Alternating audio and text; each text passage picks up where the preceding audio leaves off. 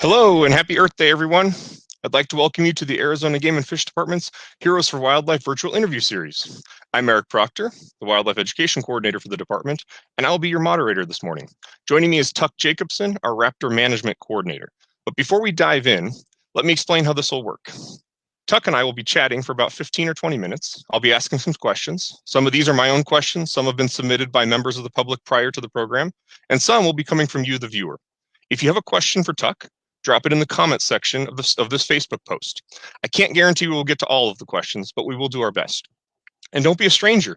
Feel free to say hi or tell us where you're watching from in the comments as well. We'd love to hear from you. So let's get started. Hey, Tuck, how are you today? Hey, I'm doing great. It's a beautiful day out today. Cool. So let's go ahead and get started here. What exactly does a Raptor Management Coordinator do? Well, there's a long answer for that and a short answer, but basically, I'm charged with working on protecting the various raptor species, the hawks, owls, falcons, eagles here in the state. A big part of my job is focused on the bald and golden eagle, but there's a lot that goes on with burrowing owls and Harris's hawks and peregrine falcons and all your other nesting species also. So cool. That's awesome. So what projects are you working on right now? Can you tell us a little bit about that? So yeah. Right now, this time of year, it's the breeding season for the bald and golden eagles. So we've been out monitoring the nest occupancy and nesting success for both of those species, and that's the primary work at this point. We've got a lot of birds that are a lot of eggs that have hatched, and they're getting raised in the nest right now, and we're just waiting for them to start flying here in the next month or so. Few nests have already fledged, but we're expecting quite a few more. Cool. So how are eagles common in Arizona? How many do we have? Well, here in Arizona, we've got about 90 breeding territories for bald eagles. A little over 70 of those are occupied by a pair. So we've got a good number, more than we've had in the past, but it's definitely a population that's still relatively small. This is a big state, so 70 territories that are occupied isn't a ton, but it's more than we've had before. Cool. So you said that a big part of what you do is monitoring these eagles' nests. So for our viewers here who will probably may not ever get to see an eagle's nest, can you give us an idea of what these eagles' nests look like? How big are they? How often are they? I mean, do they use them repeatedly? Stuff like that. Yeah. So bald eagles, they'll come back to the same area. Oftentimes, they will use the same nest, but it's very common for them to have multiple nests around their territory, and then each year they'll pick which one that they'll use, or they'll go and build a new one in their territory. As far as the size of those nests, most of them are easily a solid 6 foot in diameter, 5 to 6 foot in diameter. So they're huge. As far as their depth from the top to the bottom, they're pretty flat on top, but if they'll build on that nest year after year. So we've got a nest that's in kind of a crack on a wall that's been around since the 1930s, and that nest top to bottom is probably 17, 20 feet from the bottom of the structure to the top. Wow. So we've got a couple questions coming in from the public, actually, from some of the viewers. Anna wants to know, can you tell us a little bit more about the banding process? What does that look like? Is there any fear of harming the eagles in that process? What does it look like? Yeah. As far as the safety of the eagles, that's definitely something that we take as a top priority. So there's a small window in the nestling progression that we can safely go and enter the nest, grab those nestlings, give them that health check, and ban those birds. So we're basically time it so that we enter those nests when those nestlings are 5 to 6 weeks of age. We'll climb the tree to get into the nest, or rappel off the edge of the cliff to get into the nest, and then we'll grab those nestlings. We'll put a hood on them. It'll cover their eyes, and so basically shuts out the light on them a little bit, and makes it so they calm down. After that, we take some measurements, figure out if they're male or female, put bands on them, take their weight, and then put them back in the nest, and we'll get out of that area as quickly as we can. The whole process takes about an hour and a half to 2 hours. And then once we leave the nest area, the adults will come right back and start taking care of those nestlings again. Well, so Alex was over in I guess he's over in Fountain Hills, and he was kind of surprised to see an eagle in that area. He kind of assumed they were further north. So can you give us an idea of, are they common in the Phoenix metro area, or where would we go out and possibly see an eagle flying overhead? Well, I'm happy to say that with the growing population, we definitely have a lot more eagles out and about. It's becoming more and more common to see them in the Phoenix metro area, usually around waterways, or ponds, lakes, city fishing waters, and so forth. But the highest density of breeding bald eagles that we have is on the lower Salt and Verde rivers. And so that's just right outside of Phoenix metro area. Not necessarily where you would think of eagles. You'd think of being up in the mountains, but the population's just barely now in the last probably 10 years really started moving into and setting up territories up north in those high mountain lakes. So pretty much, if you want to see eagles, head to places where there's water, keep your eyes open, and you've got a good chance of seeing them. Sounds good. So I'm going to welcome people again. If you have comments or questions, feel free to put them into the comment section on Facebook.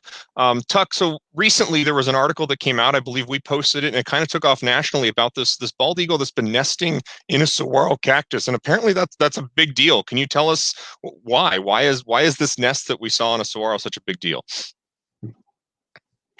Well, it's been 18 years for me working on the bald eagles here in Arizona, and this is the first nest that anyone has documented in a saguaro cactus. So we see them in trees. They nest in trees all over the U.S. We see them on cliffs here in Arizona and on various islands in Mexico.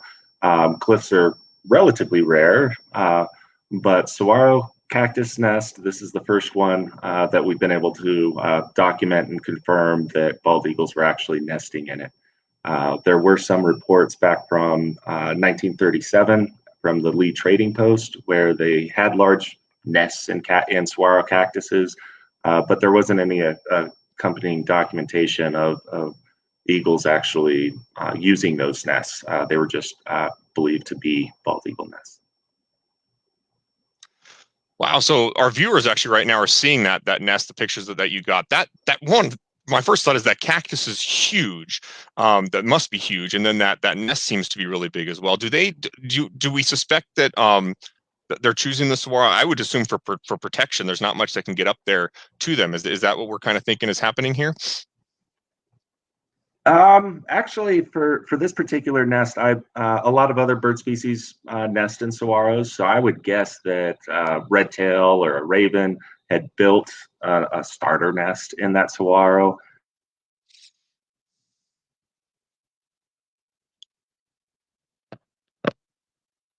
Oh. I think we might have lost Tuk.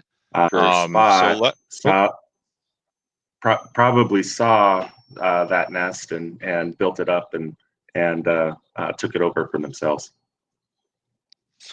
Cool. Sorry, I was having some technical difficulty. I thought we lost you for a minute there. Got a couple more questions, and we might focus on you a little bit and how you got to be where it is. So Amanda is actually asking, that saguaro nest that we saw, is that about the size that a nest would typically be? Yeah, that's a good size for it. They do get a bit bigger than that, so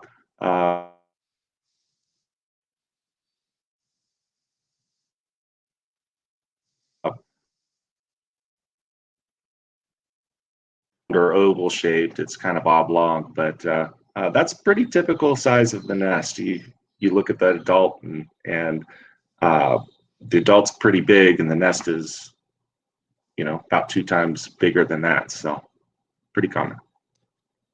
Well, so one more related to the nest is Elizabeth and Tom. They would like to know what diseases, pests, or predators are eagles susceptible to while they're nesting.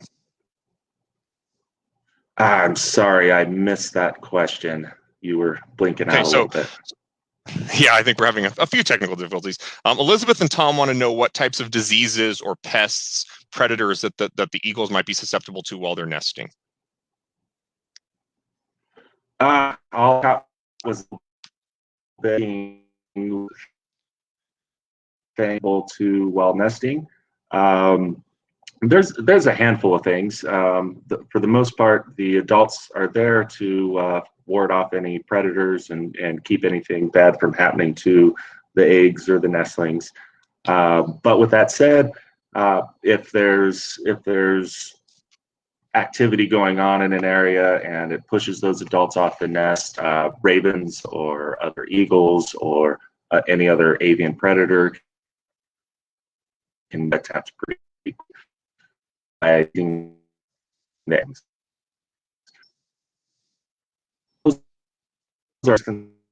Is outside activity occurring that cause those adults to stop doing what they're supposed to be doing during the nesting process. So we do apologize, audience. I know we're having some technical difficulties. Hopefully you're getting a lot of this. You can always come back on Facebook later and watch it after it's been recorded. Tuck, let's turn a little bit to your background that we have.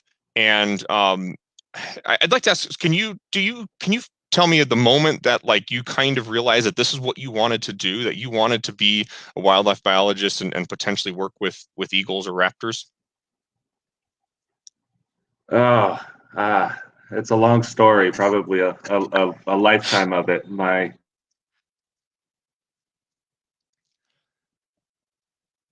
The game, so I grew up in this a little bit, but working with raptors specifically, I was working on Hawaiian hawk on the Big Island in Hawaii. First job working with birds of prey, and absolutely loved working the variety of work involved with working with raptors. You're searching for nests and listening for territorial pairs, looking for territorial flight displays, and bunch of different ways to trap the birds. You're climbing trees and grabbing nestlings to put bands on them. It's just a wide variety of work involved with being a raptor biologist. So I would say it was my first time working on raptors in Hawaii that set me on the path of working on birds of prey. And so what kind of education did you have to become a wildlife biologist? Well, I'm born and raised here in Arizona, so worked hard in high school, got some good scholarships, funded my way through bachelor's degree there at the U of A, and then did several summer internships with the Game and Fish Department to get some experience before I graduated. And then it was really just traveling around the U.S., taking seasonal jobs to gain the experience that I needed to find the full-time job that I've got now.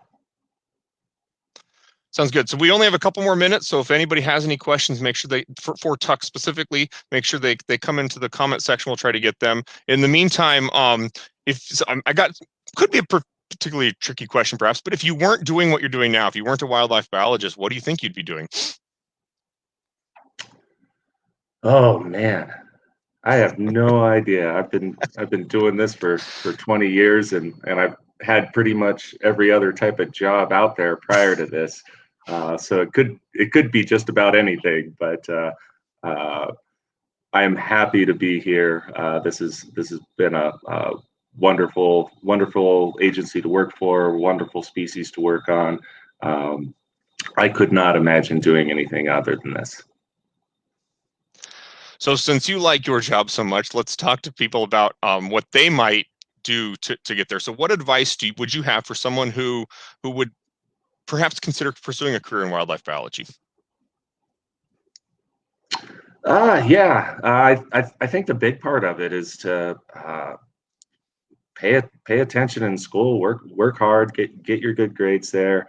Wildlife biology, it's not all just uh, feathers and fur. There's a lot of writing involved. There's a lot of mathematics involved, and a lot of computer applications you got to figure out. It's pretty diverse work tasks. So pay attention to all of your subject matter, and then when you're ready for college, look for universities that have a wildlife management degree options, and they'll work you even harder as you get through there and learn about all the various facets of wildlife biology. That's great. So I'm almost done here. I just want why your quick little like maybe elevator speech about why should the public care about the animals that you work with? Ah, well, I guess it makes it easy when it's bald eagles. Everyone's got a reason why they like and care for bald eagles. But uh, a big part of working with raptors, they are top of the food chain type species. So when we work on them, when we identify populations that are declining, populations that are having issues, um, it gives us an idea, a little bit of a heads up of something going wrong in the environment. And so by monitoring these birds, watching these populations, keeping an eye out for things going wrong, it gives us an idea of if there's anything to be concerned about and look deeper into. The big decline in bald eagles back in the earlier 1900s was the use of the pesticide DDT, and ultimately that got into the food system, got into the fish, and caused